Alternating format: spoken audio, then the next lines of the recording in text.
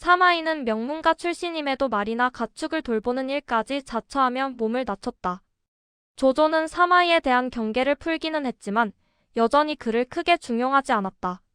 사마이는 215년 조조의 한중 정벌의 책사가 되면서 처음으로 그의 전략적 안목을 보여주는 일화가 등장한다. 한중을 정복한 직후 사마이는 조조에게 기세를 몰아 서천의 유비까지 점령해야 한다고 조언했다. 당시 서천을 장악한 지 얼마 안 되던 유비가 세력을 회복하면 조만간 한중을 공략할 것을 간파하고 있었다. 구독과 좋아요는 제작에 큰 힘이 됩니다. 하지만 조조는 군사들이 지쳐있다는 이유로 사마이의 제안을 끝내 받아들이지 않았다. 사마이는 환갑에 이른 조조가 천하통일의 야심을 이루기에는 너무 늙었다는 것을 직감했다. 사마이는 자신이 옳다는 것을 알면서도 조조의 결정을 받아들이고 물러선다. 훗날 유비는 한중을 점령하며 촉한을 건국하게 되면서 조조의 천하통일은 물거품이 되고 만다. 사마이가 난세의 끝까지 생존할 수 있었던 가장 중요한 비결은 참고 절제할 줄 아는 미덕에 있었다.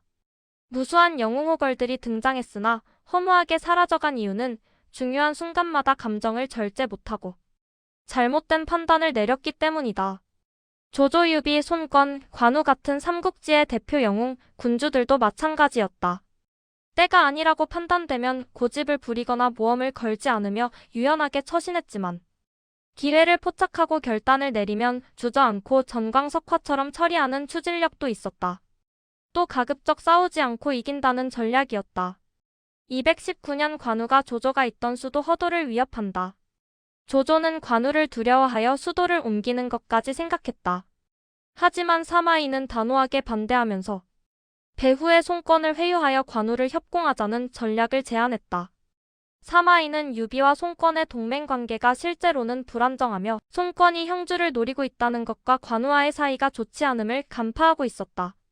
사마이는 사신에게 제갈량의 안부를 걱정하는 척 근황을 물으며 그가 잠도 자지 않고 잘 먹지도 않으면서 오직 일에만 매달리고 있다는 것을 알게 된다.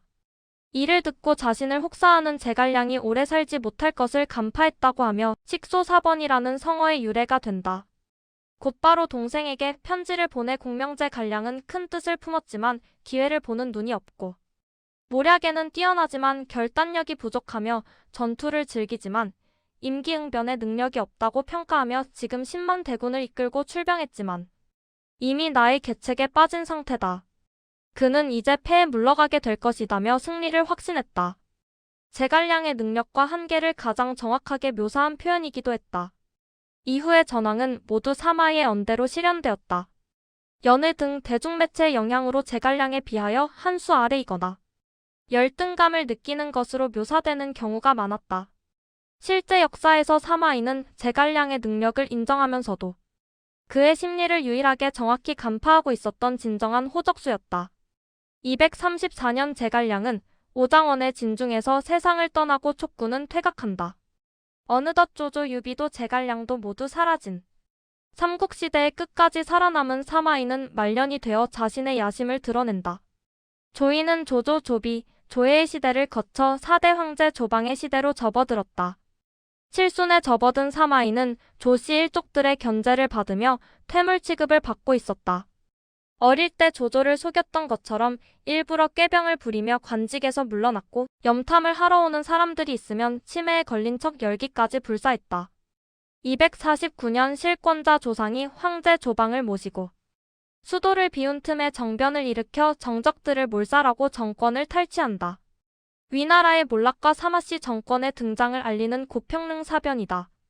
조이의 정권을 장악한 사마이는 정치적 스승인 조조를 그대로 벤치마킹했다. 자신이 섬기던 주군과 나라를 배신했고 후대의 평가를 우려하여 본인이 직접 황제에 오르진 않았지만 후계자들에게 찬탈의 기반을 마련해줬다. 자신에게 저항하는 반대파는 잔인하게 숙청하는 모습도 조조와 흡사했다. 생전에 절대 권력을 누린 시간은 짧았다. 권력의 정점에 오른 뒤 불과 2년 만인 251년에 사망했다. 하지만 그가 수립한 사마씨의 권력은 아들 사마사와 사마소 그리고 손자 사마염에게 계승됐다. 사마씨 정권에 의하여 263년 촉한이 가장 먼저 멸망했고 265년에는 위나라가 멸망하며 진이 건국된다. 그리고 진나라는 280년 오나라마저 정벌하여 100여 년에 걸친 난세를 끝내고 통일을 이뤄낸다. 사마씨 후손들에게 고조 황제로 추존되며 결국 삼국시대 최후의 승자로 이름을 남기게 된다. 강한 자가 살아남는 것이 아니라 살아남는 자가 강하다는 그의 생존어록에서 인내력과 처세술은 난세를 살아가는 한 인간의 생존 비결로는 본받을 만하다. 구독과 좋아요는 제작에 큰 힘이 됩니다. 하지만 역사의 승자가 되지는 못했다. 그의 후손들이 세운 진나라는 건국 과정에서의 온갖 모순과 부족한 정통성, 문제를 극복 못하고 단명했고 이후 556국 시대라는 또 다른 난세에 휘말리게 되며 진의 삼국통일은 그 의미가 빛이 발하게 됐다. 시간이 흐르면서 촉한정 통론과 삼국지 연의의 등장 등으로 역사적 재평가가 이루어지면서 라이벌 제갈량이 시대의 명재상이자 충절의 화신으로 추앙받은 반면 사마이는 주군인 조조와 더불어 건신의 대명사이자 배신의 아이콘으로 불리는 악역으로 굳어졌다. 그렇다면 과연 사마이를 진정한 최후의 승자라고 부를 수 있을까?